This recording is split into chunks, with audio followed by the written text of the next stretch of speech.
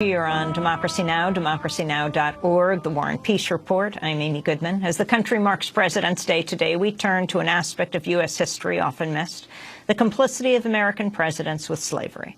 The first person of African descent to enter the White House was most likely a slave.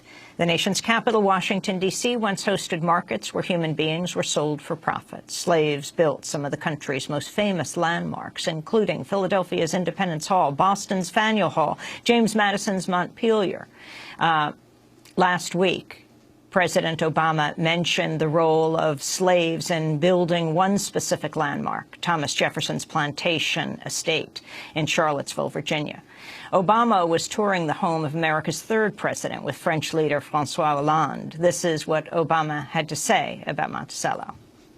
This house also represents the complicated history of the United States. We just visited downstairs where we know that slaves helped to build this magnificent structure and the complex relations that Jefferson, the drafter of the Declaration of Independence, had to slavery. And it's a reminder for both of us that we are going to continue to fight on behalf of the rights of all peoples, something that I know France has always been committed to, and we are committed to as well. President Obama speaking last week during French President François Hollande's visit to the U.S. We're joined now by Clarence Lusane, who's documented the racial history of Washington, D.C. and the presidency. His most recent article is Missing from President's Day, The People They Enslaved. Clarence Lusane writes, quote, more than 1 in 4 U.S. presidents were involved in human trafficking and slavery. These presidents bought, sold, and bred enslaved people for profit. Of the 12 presidents who were enslavers, more than half kept people in bondage at the White House, he writes. Clarence Lusane is author of The Black History of the White House, a member of the D.C. Commission on African-American Affairs, also professor at American University in Washington, D.C. Professor Lusane, welcome to Democracy Now! So talk about this history of slavery and U.S. presidents. Well, I'm glad that you pointed out that President Obama, when he went to Jefferson's home, pointed out the slave history there. But it's also important to note that the most iconic building in the U.S., the one that represents the country to the world, the White House, also was a place where slavery existed. Not only that, it was built by slaves. And none of that has been publicly acknowledged. There's over 1 million people who visit the White House every year, who go on tours, who come for meetings, and you can go through that building and never have a sense of that important history. And that's critical because I think President's Day should be a period of critical reflection, not some kind of blind celebration, but it should be one where we really try to get a better sense of the country's history. And part of that history, part of what I think resonates even to this day, is that significantly before the Civil War, nearly every U.S. president was a slave owner, which meant that they were compromised on the issue of slavery, and that had repercussions that, redounded through history. So it's really critical, I think, that we have that acknowledgement because we grow up, we go to school, we have history classes, and none of that history is told to us. So give us a black history of U.S. presidents, as you call it. Well, in looking at the White House, and I use that as the prism to try to look at this longer history that basically led up to President Obama, one of the things that we find that's missing in that history is the voices of people, particularly African Americans, who were enslaved during that long history. And that was critical because when you think about George Washington, Madison, Monroe, all of the early presidents who wrote the Declaration of Independence, they wrote the Constitution, they wrote the Articles of Confederation, all of these documents, these founding documents that extol the principles of democracy, liberty, equality, they were living a contradiction. And that contradiction is that every single day of their life, every moment in their life, they were surrounded by people who were enslaved. Now, fortunately, because of some of the historic records that have been kept, we now know who some of those people were. George Washington, for example, when he was president and his presidency was in Philadelphia, had at least 9 individuals with him who were enslaved. Only Maria Judge, for example, who was a young woman of about 22 who escaped from George Washington. She escaped. This was in 1796 when she found out that Martha Washington was planning to give her away as a wedding gift, and she made contact with the free black population in Philadelphia, was able to escape. Now, this is remarkable because we're talking about a young woman who basically traveled nowhere by herself, who escapes from the most powerful person on the planet, pretty much. Certainly most powerful person in the United States. Her story is important because she outlived Washington. She lived to be, I believe, in her 80s, and lived a life where she learned to read, became active in her community. You had Hercules, who was Washington's cook, who also escaped from Washington. So there are people who were in and around the White House who had stories to tell that are part of that history that we literally were never taught about for all of the years that we took schooling and we took classes in history. And so I thought it was important, and there are others who have written to enter into the historic narrative the stories of these individuals, because they really are critical if you really want to understand the politics of George Washington or the politics of Thomas Jefferson or any of the other presidents who held slaves. Tell us about Paul Jennings. Paul Jennings, again, is another fascinating character. He was enslaved to the Madisons, to James and Dolly Madison. He was, in fact, the first individual to actually write about working in the White House. He published a memoir, this was in the late 1860s, that talked about the time when he was in the White House. And he was there in 1814. He was there when the British literally were burning down the city, and was part of the contingent of folks who were attempting to get materials out of the White House and preserve them before the British came. So he really had a fascinating history. He was supposed to be freed when James Madison died, but Dolly Madison basically reneged on the deal, so it took him a few years to buy his freedom, which he eventually did. And then he actually came to help Dolly Madison. She fell on hard times. She wasn't wealthy. She wasn't a wealthy person, and she wasn't part of the social elite of Washington. And so when she fell on hard times and her family and friends abandoned her, Jennings would often bring her food, would bring her money, and basically would look after her. But what was also important about James Jennings is that Paul Jennings, I'm sorry, is that he was also central to the largest attempt at escaping from slavery that happened in Washington, D.C. This happened in 1848. For a number of reasons, the escape attempt failed, but Jennings was never brought in. He was never seen as being part of it, and it was only literally after his death that it was revealed that he had played a very critical role in that. So my point is that you had these individuals who were enslaved to presidents who really had fascinating kinds of stories and fascinating kinds of lives that we should know about, because they really are also part of the history of the White House and the history of the presidency. I want to play a clip from the trailer of the film Lincoln, directed by Steven Spielberg, released last year, about President Abraham Lincoln and the fight to end slavery in the United States. In this clip, you first hear Abraham Lincoln, played by Daniel Day-Lewis, followed by the voices of Thaddeus Stevens, the congressmember from Pennsylvania, and Mary Todd Lincoln, the First Lady. Let's go to that clip. We are stepped out upon the world stage now, with the fate of human dignity in our hands. Blood's been spilled to afford us this moment now, now, now. Abraham Lincoln has asked us to work with him to accomplish the death of slavery.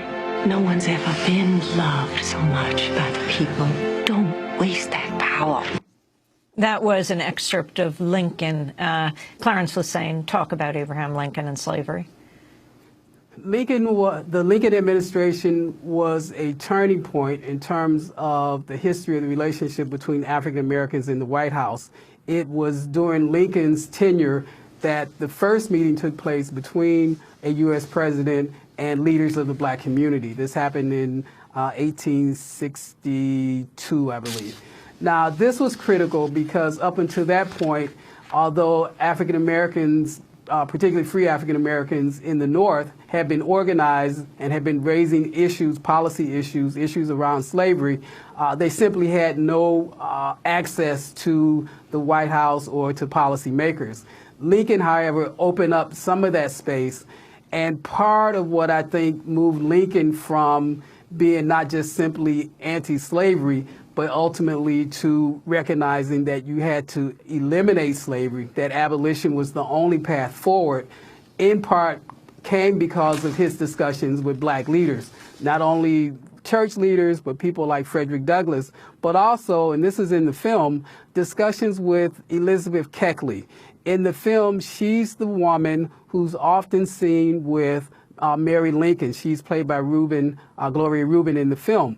And the film is a little bit disingenuous in that you could think that maybe she was a servant, but in fact she was an independent businesswoman who had become basically best friends with Mary Lincoln. But also she spent a great deal of time at the White House having discussions with Abraham Lincoln about race, about slavery, about the future of the country. And again, her story is important to be told because she, again, was part of a contingent of African Americans who sought to influence the presidency and to address issues that needed to be dealt with. And so the movie Lincoln doesn't quite take you there to show you that side of the people who influenced Lincoln, but it's an important part of understanding what happened in the Civil War and how Lincoln actually got to the point where he said the only way out of this situation is that slavery has to end.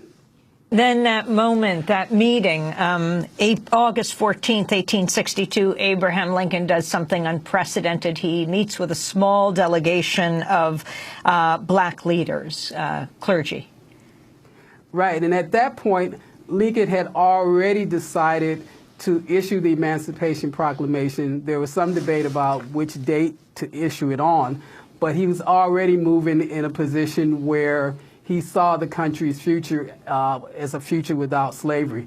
And these leaders that he met with were people who mostly were tied to the black church community, but people who also had ties to abolitionists, to people who were active in other kinds of issues around the country. So that really was kind of a turning point. And since that point, there has been a considerable amount of effort on the part of African Americans to negotiate and to meet with and to lobby not only in Congress, but the president themselves. Talk about the buildings, these iconic structures that kids, adults go to in Washington, D.C. to honor this country, the White House, the Capitol. Who built it? This is really important because I think there may be some sense more generally that Washington owned slaves and Jefferson owned slaves, but I think there's a general ignorance about the role of people who were enslaved in actually building the nation's capital. In 1790, after the country was founded, the Congress passed legislation to build a capital. Washington, D.C. did not exist. And so there was a decision that land that was ceded from Maryland and from Virginia would become the nation's capital, and it had to be built, and it would take 10 years. This is why Washington spent all of his presidency either in New York or in Pennsylvania. But to build Washington, D.C., you needed labor. And George Washington, who was more or less in charge of the project, initially wanted labor to come from Europe, but it was very, very difficult to get people to come all the way over on these really harsh trips to work in basically a jungle. So they basically relied on enslaved labor, which meant cutting down trees, moving rocks, digging holes, all of the harsh labor that had to be done literally to clear the area. But it also included skilled labor, people who were carpenters and plasterers. We know for a fact that both at the White House and the building that became the White House and the U.S. Capitol, there were at least 5 highly skilled carpenters who worked for years to build those 2 buildings. And again, this needs to be acknowledged because it reflects that ongoing contradiction, what President Obama talked about with President Holland, of this conflict between the principles of equality and democracy and the reality of slavery. Now, in the Capitol a few years ago, there were 2 plaques that were put up to honor or to acknowledge the people who were enslaved that built the Capitol. One is on the House side and one is on the Senate side in the rotunda. And in Philadelphia, at the pavilion where the Liberty Bell exists, the new Liberty Bell Pavilion was actually built over the old house where, or the land where George Washington lived when he was president. There's also a plaque there that acknowledges the people who were enslaved to Washington during the time of his presidency. What we do not have yet, and it actually may happen, is something in the White House that would have that kind of acknowledgement. Final comment, Clarence Lusane, about what you think we should understand on this President's Day, and take it all the way. You write about Teddy Roosevelt. Yeah, I think that the most important thing is to understand that there's a long and rich history of African Americans in the White House long before President Obama. And all of that history tells us a great deal, I think, about the current situation we face, where we continue to see racial disparities and racial discrimination pretty much across the board. The story you did earlier about the shootings in Florida, for example, I think in part reflect an unawareness of this history and the degree to which the country still has not acknowledged and reconciled this past. A year ago, I went with students to Rwanda, and we visited a large number of memorials, and it became so clear to me that the degree to which the country acknowledges its past in an honest and straightforward way goes a long way towards healing and reconciliation. Doesn't necessarily end up with all the justice that needs to be happening, but it certainly is the first step. The acknowledgement and recognition of your history becomes really important. Thanks so much for being with us, author of The Black History of the White House. We'll link to your piece, Missing from President's Day, The People They Enslaved, at democracynow.org. Clarence Lusane is also a professor at American University. This is Democracy Now!, democracynow.org, The War and Peace Report. Back in a minute.